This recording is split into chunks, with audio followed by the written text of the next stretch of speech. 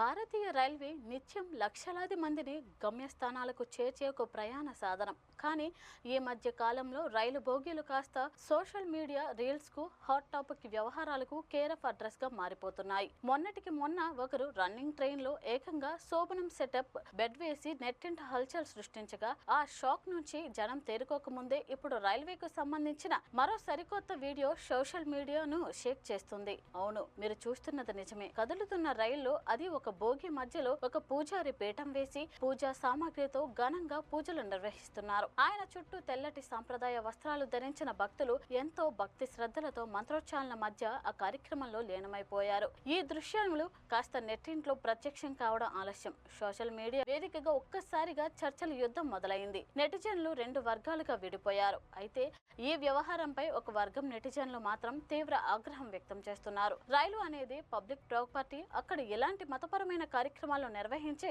సాధారణ ప్రయాణికులను ఇబ్బంది పెట్టడం ఏంటి అంటూ రైల్వే అధికారులను ప్రశ్నించారు. అయితే మరో వర్గం మాత్రం దీన్ని గట్టిగా సమర్థించింది. అది వారు ప్రత్యేకంగా బుక్ చేసుకున్న కోచ్ కావచ్చు, ప్రైవేట్ స్పేస్ లో పూజ చేసుకుంటే తప్పేంటి అంటూ కౌంటర్లు ఇచ్చుకుంటున్నారు. మొత్తానికి ఈ ట్రైన్ పూజ వ్యవహారం తీవ్ర వివాదానికి దారితీయడంతో అసలు రైళ్లలో ఇలాంటి వాటికి అనుమతి ఉందా లేదా అనే సస్పెన్స్ తెరపైకి వచ్చింది. సరిగ్గా ఇదే సమయంలో ఈ వివాదానికి ఫుల్ స్టాప్ పెడుతూ నార్థరన్ రైల్వే రంగంలోకి దిగింది. అసలు ఈ వీడియో వెనుక ఉన్న అసలు నిజాన్ని వివరిస్తూ అధికారిక క్లారిటీ ఇచ్చింది. వైరల్ అవుతున్న వీడియోలో కనిపిస్తున్నది సాధారణ ప్రయాణికులు ప్రయాణించే జనరల్ లేదా స్లీపర్ బోగి కాదని స్పష్టం చేసింది. అది ఐఆర్సీటీసీ ద్వారా నిబంధనల ప్రకారం రూల్స్ పాటిస్తూ ప్రైవేట్ గా బుక్ చేసుకున్న ప్రత్యేక సెలూన్ కార్ అని రైల్వే శాఖ వెల్లడించింది. జూలై 8న ఐఆర్సీటీసీ ద్వారా సంబంధించిన పార్టీ 3,08,580 అడ్వాన్స్ చెల్లించి సెలూన్ కారును బుక్ చేసుకుంది. ఈ ప్రత్యేక కోచ్ ను జూలై 10న న్యూఢిల్లీ నుంచి ముంబై బాంద్రా టెర్మినస్ వరకు వెళ్లే 1296 పశ్చిమ ఎక్స్ప్రెస్ రైలుకు జత చేశారు.